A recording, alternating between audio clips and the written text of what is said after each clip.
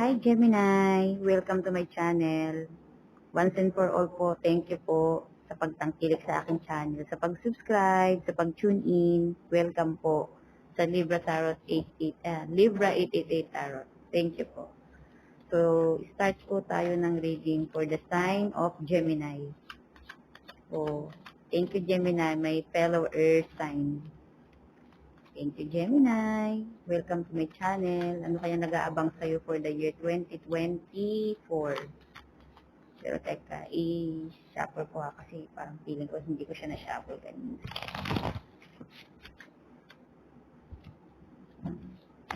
Sa Taurus, hindi ko siya na-shuffle pero okay lang, ang ganda ng reading nito.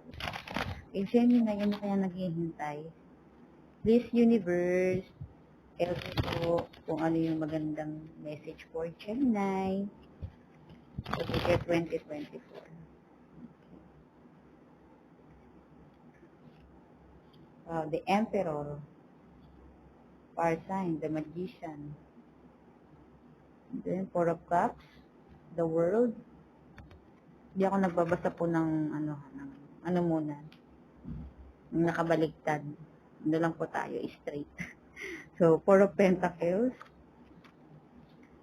and then King of Pentacles, Ace of Swords, Seven of Cups,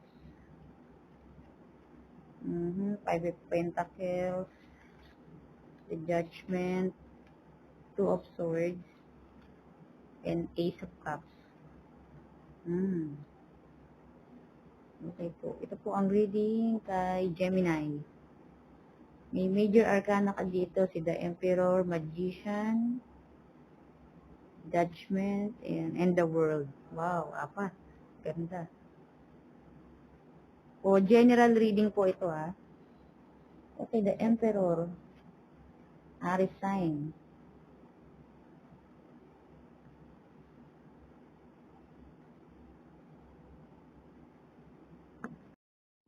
Uy, yan. Sorry, naputol yung video.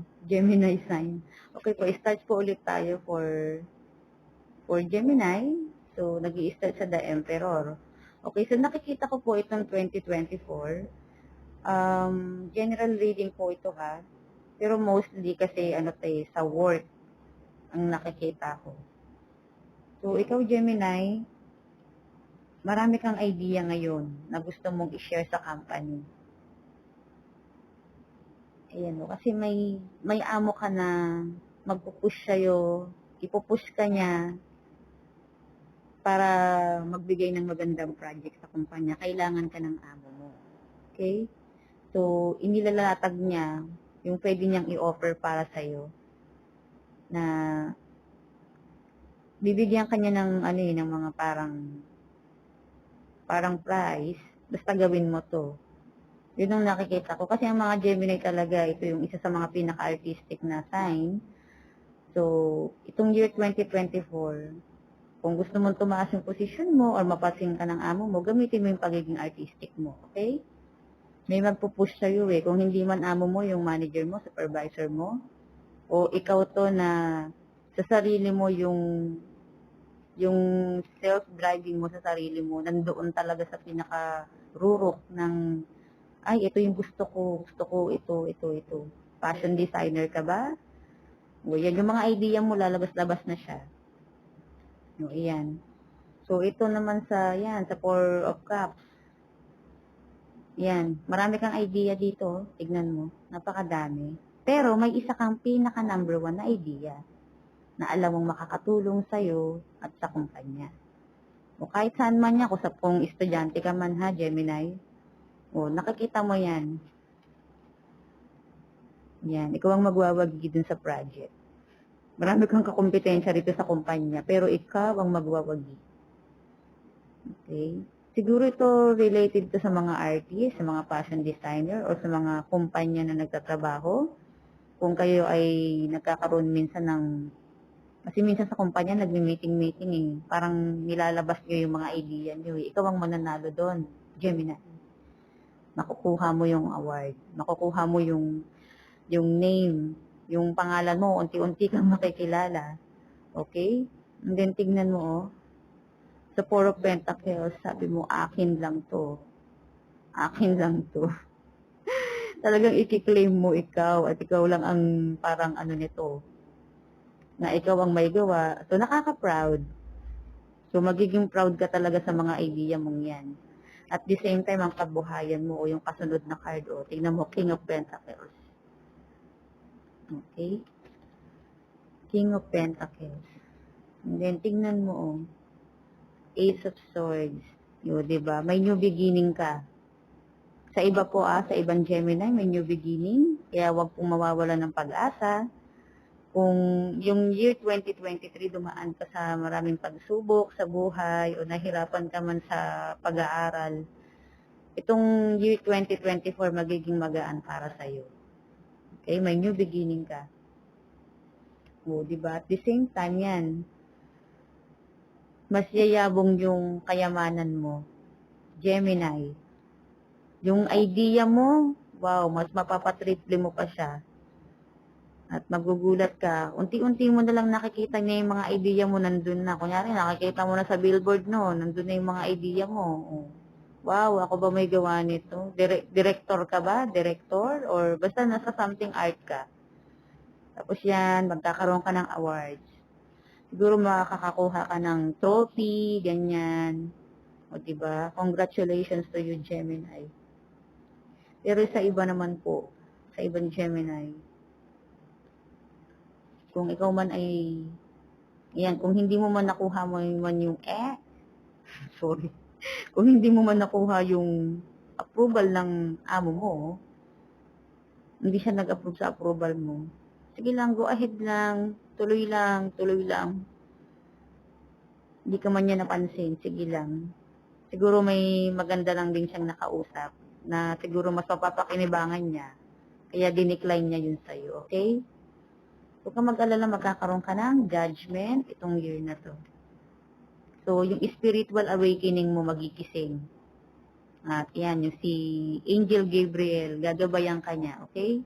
Kaya huwag kang mag-alala, Gemini, sa year of 2024, may mga spiritual guides ka na makakatulong sa'yo.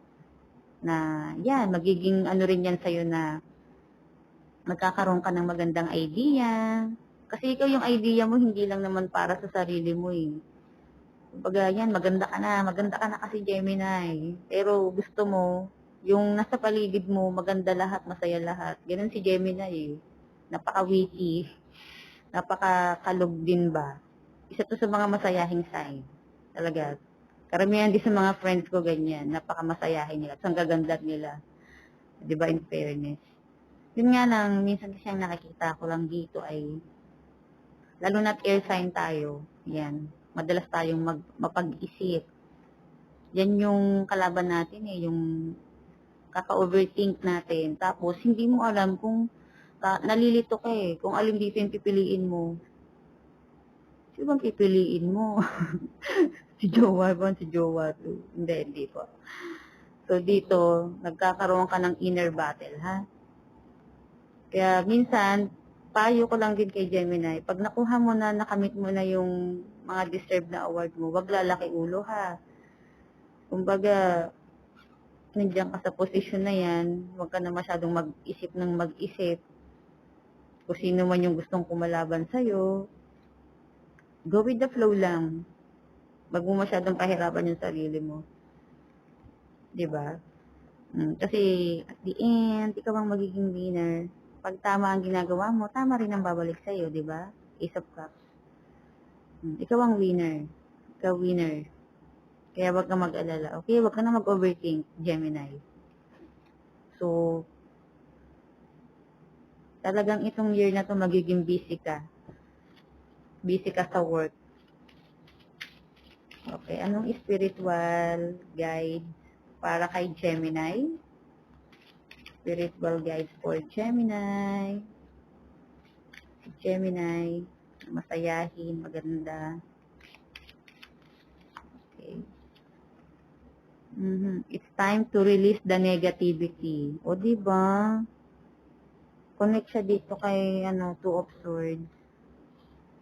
I-release daw yung pagiging negativity, ha? Okay? I-release yan kasi hindi yan good sa health natin. Another message? O, diba? Nakakatawa naman. A new start is coming. Ito na nga, diba? Tingnan mo, si Ace of Cups. And then, ito na si Spiritual Guides. Sa new moon, a new start is coming. Kaya kung may dumating man na bagong empleyado, hindi ka pinapansin ng amo mo, huwag kang mag-alala. Maraming kumpanya dyan. Sa galing mo, Gemini, madali kang makukuha sa work. Kasi alam nila ng talent mo eh. Talented to eh. Ito ba? You and your loved ones are safe. Okay? New moon in Cancer.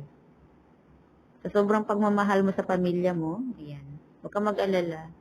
Si Lord Jesus Christ, or kung ano man po yung religion natin, kung sino man po yung God natin, yan po yung mag-guide sa atin. Okay?